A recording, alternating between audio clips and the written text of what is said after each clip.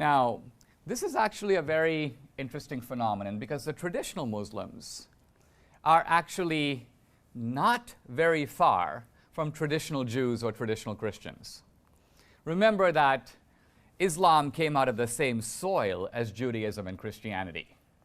And Islam actually has more in common with Judaism than it does with Christianity. Why? Because Christianity is actually a creedal religion. Christianity is based on belief.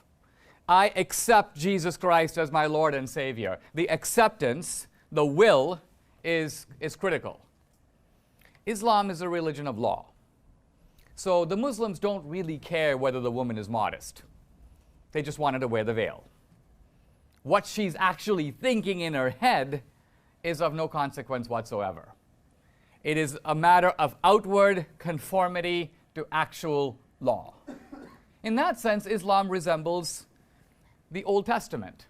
The Old Testament is a book of rules and codes and commandments. And your job is to follow them.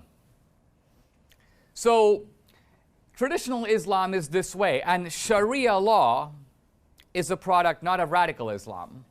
Sharia law is a product of traditional Islam.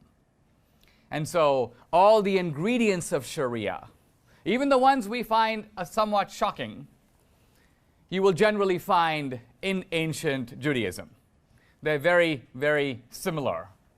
And so, for example, if you take something like the veil, by the way, in different Muslim countries based on culture, the veil is different. So in some countries like Afghanistan, you see the full burqa.